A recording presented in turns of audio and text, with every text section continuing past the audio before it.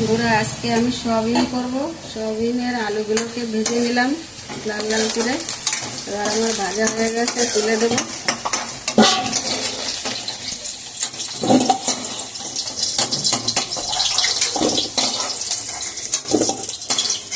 সয়াবিনের আলুগুলোকে তুলে দিয়েছি। এবার একটু সয়াবিনগুলোকে ভাজবো। এটাকে গরম জলে চটকিয়ে ভালো করে ধুয়ে নিংড়িয়ে রেখে দিয়েছি। এবার এটাকে লাল লাল করে ভাজবো।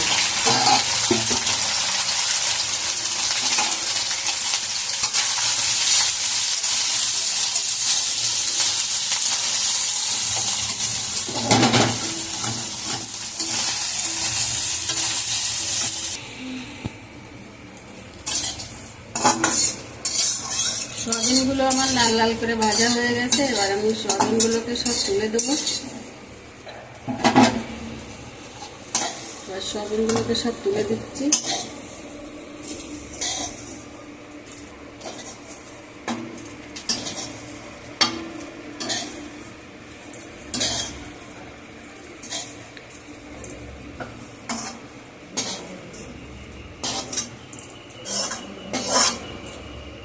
এগুলি ভাজা লাল লাল করে ভেজে রেখেছি, আর এদিকে সয়াবিনটা ভেজে রেখেছি।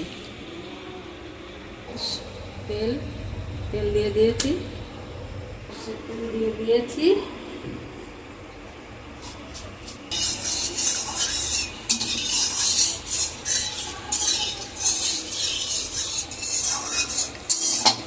দিয়ে দিয়েছি, তেলটা গরম হয়ে গেছে। এবার আমি কটা জিরে দিয়ে দিলাম।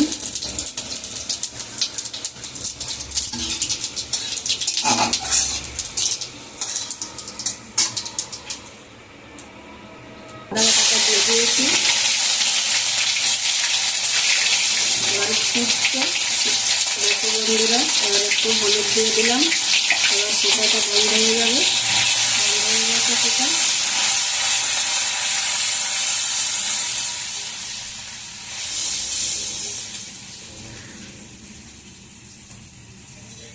এবার আমি কটা লঙ্কা দিয়ে দিয়েছি, কাঁচা লঙ্কা, আর কেটে রেখেছি টমেটোগুলো দিয়ে দিয়েছি।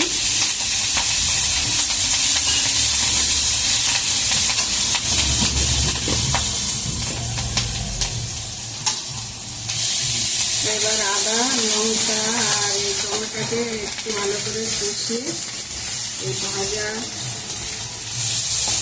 সয়াবিন আর আলুগুলোকে ঢেলে দেব। এটা হচ্ছে কম মশলার রান্না, মানে এই গরমে মশলা ছাড়া সয়াবিন রান্না হবে।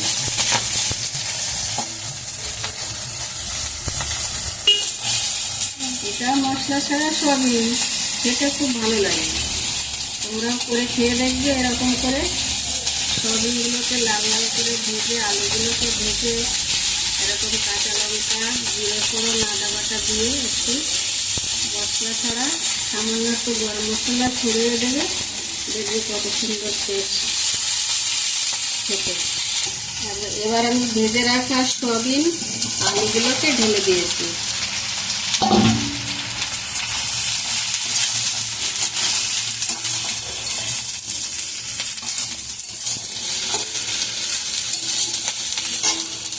এবার আমি তাকে কষানোর জন্য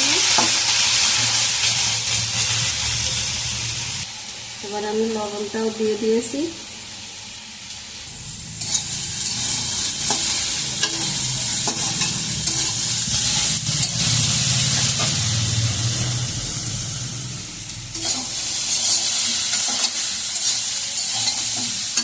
তো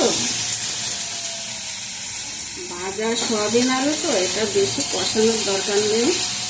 আমি এবার জল দিয়ে দেবো। এবার জল দিয়ে দিয়েছি।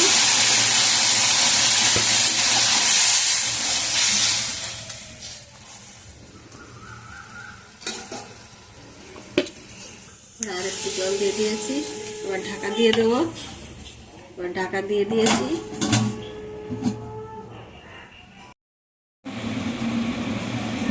এবার আমি ঢাকনাটা তুলে দিয়েছি।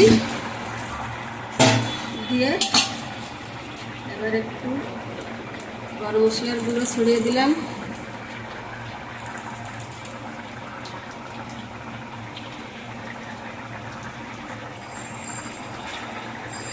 হয়ে গেছে।